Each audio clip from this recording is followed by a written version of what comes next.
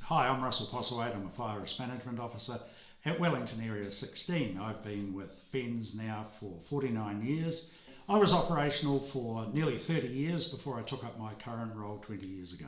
I've gone through the cancer adventure 4 times, starting in the bowel, which had secondaries in the liver, resulting in major surgery to both of those organs. In the middle of that, I got prostate cancer as well, and just to make it even more interesting, there are a couple of other little tumours that had to be removed. First cancer diagnosis was July 2015.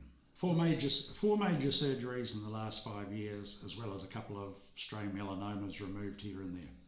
The bowel cancer was found as a result of a colonoscopy following a very short period of bowel discomfort, and no one knew what that was, so the doctor followed it and the specialists followed that up with a colonoscopy. The liver cancer was found as a result of regular monitoring following the bowel cancer. The prostate cancer was followed during one of the screening colonoscopies about a year after the bowel cancer. All the treatments have been surgical. I'm lucky that I've had to avoid the nasty process of chemotherapy, and so far the prognosis is good. I've just had another scan and waiting results on that. Unfortunately, 1 in 10 men will get prostate cancer in their lives.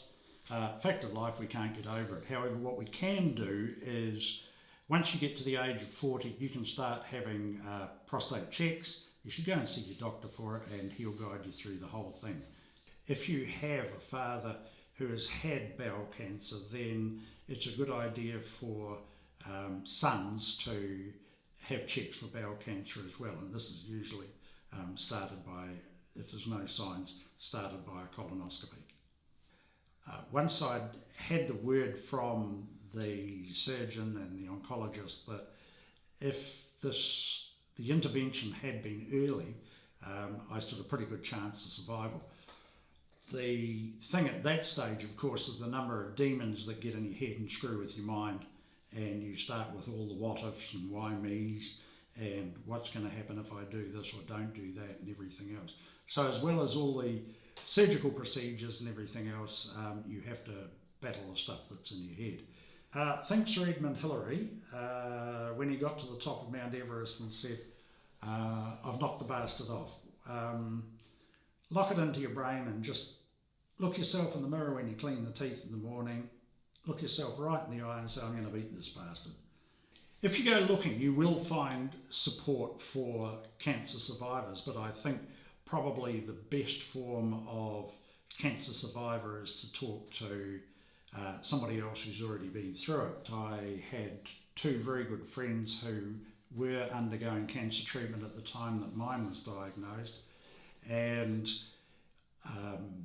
one of them was in hospital when I was in hospital, and it was not uncommon to get a phone call at 1 o'clock in the morning next to my bed and suddenly find out it was my colleague who was having his medication as well, and he couldn't sleep either. And I think some of the nurses in hospital were a little bit amazed as to come into the ward and find my light still on and find that I'm talking to a firefighter somewhere else about the same problems that I was going through. Friends and family are absolutely amazing. They really are. Special friends. They are always with you as well as your family. Firefighters are your other family, as we all know, and the support I had from firefighters right up and down the chain of command was just absolutely indescribable. Tell the world. Tell the world you've got cancer. Go and see your manager. Tell the guys on the station. Reach out to people. Share the voyage with them.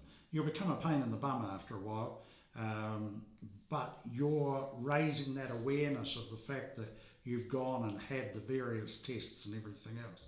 One of the things I can't comment highly enough on is the support that I got from the area management staff at Area 16, the help and assistance, and not only for me but for my family as well, was just simply indescribable. Thanks guys.